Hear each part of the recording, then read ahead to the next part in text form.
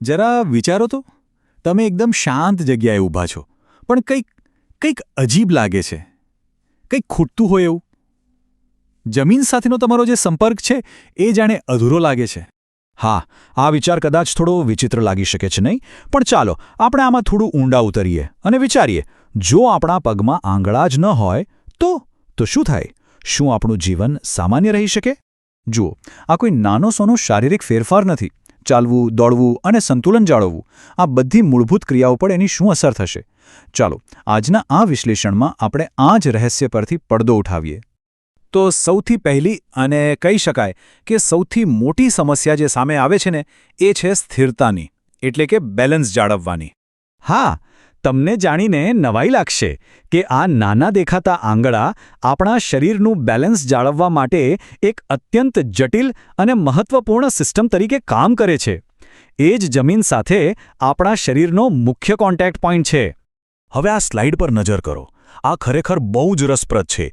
જો જ્યારે આંગળા હોય ત્યારે તે જમીનને એકદમ મજબૂતીથી પકડી રાખે છે અને એનાથી આપણા શરીરને સ્ટેબિલિટી મળે છે. પણ એના વગર બેલેન્સ જાળવવું, ઓહો, એ તો બહુ જ મુશ્કેલ બની જાય છે. અને સીધા ઊભા રહેવા માટે પણ સતત મહેનત કરવી પડે, જાણે કોઈ સંઘર્ષ ચાલતો હોય.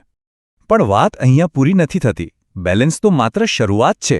હવે આપણે એ જોઈએ કે ચાલવા અને દોડવા જેવી ગતિવાળી ક્રિયાઓ પર એની શું અસર થાય છે. જ્યારે આપણે ચાલીએ છીએ ત્યારે પગ ઉપાડતા પહેલાં છેલ્લો ધક્કો કોણ મારે છે ખબર છે? એ છે આપણા પગના આંગળા. આને જ કહેવાય છે પુશ પાવર. આ નાનકડો ધક્કો જ આપણને આગળ વધવા માટે જે જોઈએ ને એ ગતિ પૂરી પાડે છે. અને જો આ પુશ પાવર જ ન હોય તો પહેલી વાત, તમે ઝડપથી ચાલી જ ન શકો. દોડવાની વાત તો ભૂલી જ જાઓ, એ તો લગભગ અશક્ય બની જાય. અને સૌથી મોટી વાત, ચાલવાની આખી રીત, જેને આપણે ગેટ કહીએ છીએ, એ જ સંપૂર્ણપણે બદલાઈ જાય છે, જેનાથી લાંબા ગાળે શરીર પર બીજી ઘણી અસરો થાય. અને આ જ વાત આપણને આપણા આગલા મુદ્દા પર લઈ આવે છે. પગના આંગળા ન હોવાની અસર ખાલી પગ પૂરતી નથી રહેતી.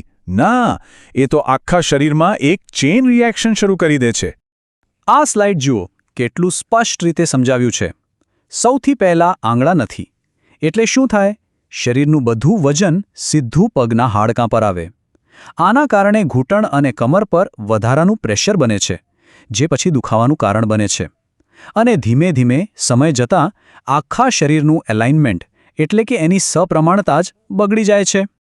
અને આ કોઈ હવામાં કરેલી વાત નથી હો. વાસ્તવિક જીવનમાં જે લોકો કોઈ અકસ્માત કે બીમારીને કારણે પોતાના આંગળા ગુમાવી દે છે, એમને રોજિંદા જીવનમાં ચાલવા અને બેલેન્સ જાળવવા માટે ખાસ પ્રકારના જૂતા અને સપોર્ટની જરૂર પડે છે. આ એક હકીકત છે.